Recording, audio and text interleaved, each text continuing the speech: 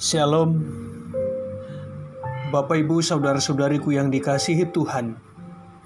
Firman Tuhan hari ini, Kisah Rasul pasal 7 ayat 14 sampai ayat yang ke-40. Pembelaan Stefanus. Saudara-saudariku yang dikasihi Tuhan, Stefanus adalah salah seorang dari 7 orang yang dipilih oleh umat untuk melayani orang-orang miskin, para janda di jemaat Kristen mula-mula di Yerusalem.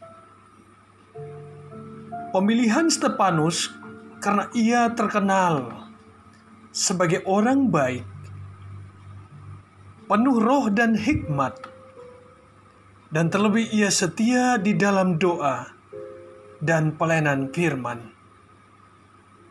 Karenanya tidak heran Allah berkenan kepada Stefanus dan pelayanannya. Allah memberikan kuasa Roh Kudus, sehingga Stefanus memiliki karunia dan kuasa untuk mengadakan mujizat-mujizat. Dan terlebih Stefanus bukan hanya sungguh-sungguh beriman kepada Yesus Kristus, tetapi juga berani untuk menyaksikan imannya kepada banyak orang. Dan kesaksian iman Stefanus bukan membuat orang-orang Yahudi yang sudah menyalibkan Yesus bertobat, tetapi justru membuat mereka menuduh Stefanus dan terlebih iri dengki dengan Stefanus. Mereka menuduh Stefanus sebagai penghujat Allah dan tidak menghargai tradisi Musa.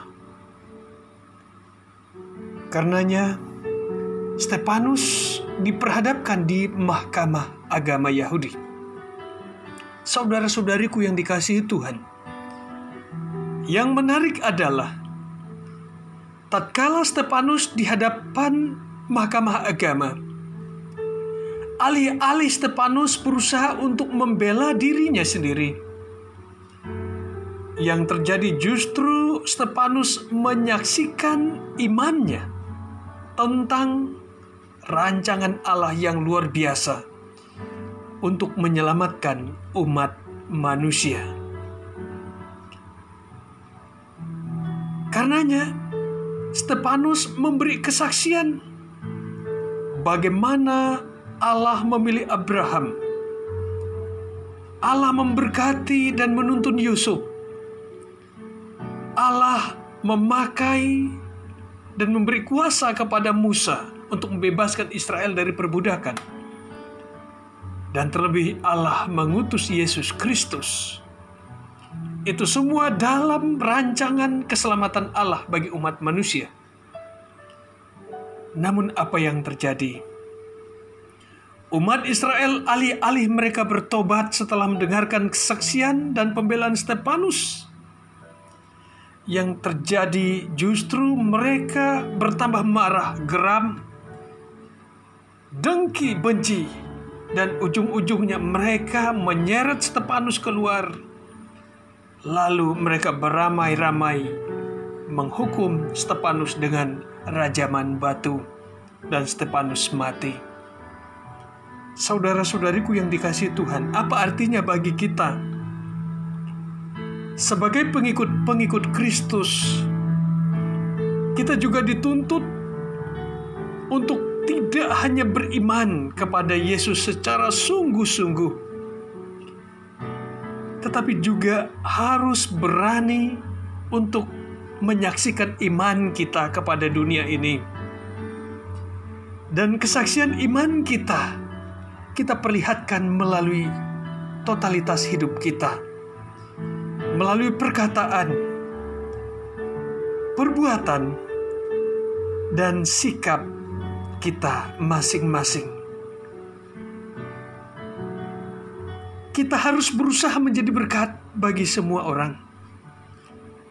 Berusahalah untuk menabur kasih, kebaikan, kepedulian, kerelaan untuk berbagi.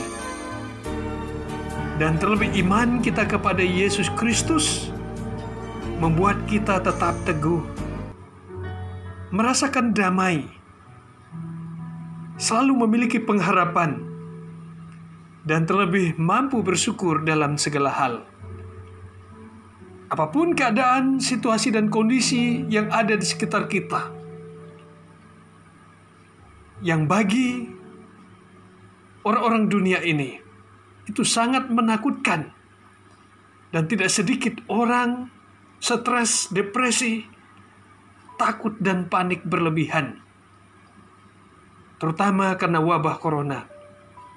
Namun bagi anak-anak Tuhan, dengan iman kita yang sungguh-sungguh kepada Yesus, itu justru membuat kita semakin beriman, sekaligus semakin berhikmat. Dengan kita beriman sungguh-sungguh, kita tidak khawatir dan takut yang berlebihan. Sebaliknya kita tetap bisa optimis, berpengharapan, dan bersyukur. Dengan hikmat membuat kita